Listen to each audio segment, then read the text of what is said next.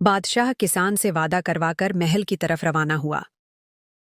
अगला दिन बादशाह अपने महल में गया, जहां बहुत सारे लोग मौजूद थे। फिर बादशाह ने कहा, मेरे पास एक सवाल है। अगर तुम में से किसी ने इसका सही जवाब दिया तो उसे इनाम दिया जाएगा। एक आदमी दिन में 4 रुपए कमाता है। 1 रुपया वो खुद और अपनी बीवी पर खर्च करता है, 2 रुपए वो उधार देता है, 3 रुपए अपने माँ बाप का कर्ज चुकाने में खर्च करता है और 4 रुपए कनवे में फेंक देता है। बताओ इसका क्या मतलब है? सभी लोग सोच में पड़ गए। फिर बादशाह ने कहा, मैं तुम सबको कल तक की मेहलत देता हूं, तू बताओ। हाँ। वजीर ने सोचा, कल बादशाह एक किसान से मिले थे, शायद उसी के पास जवाब हो। फिर वजीर उस किसान से मिलने गया। बताओ, क्या तुम्हें बादशाह के सवाल का जवाब मालूम है? हाँ, मालूम है। लेकिन मैंने बादशाह से वादा किया है कि जब तक मैं उनका चेहरा 100 बार न देख लूं, किसी को जवाब नहीं दूंगा। वजीर ने अपनी जेब से सिक्कों से भरी थैली निकाली। अच्छा, ये देखो, इस पर किसकी तस्वीर है?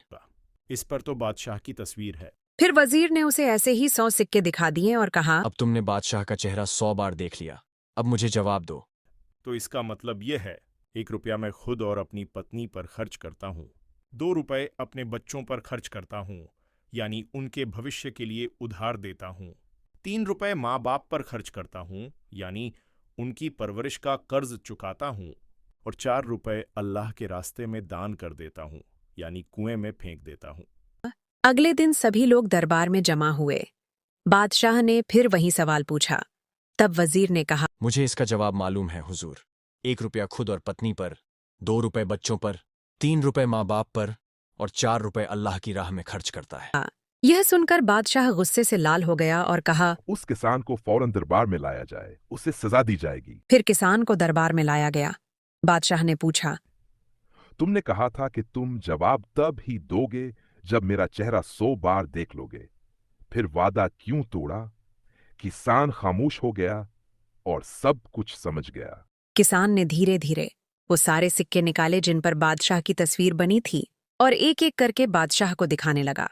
बादशाह उसकी समझदारी और वफादारी से खुश होकर उसे इनाम में और 100 सिक्के दे देता है। ये थी हमारी कहानी का दूसरा हिस्सा। अगर आपको कहानी अच्छी लगी हो तो हमारे चैनल को सब्सक्राइब करें और बेल आइकन को जरूर दबाएं ताकि हमारी नई कहानी आप तक जल्दी पहुंचे। मिलते हैं अगली मजेदार कहानी के साथ। खुदा हाफिज।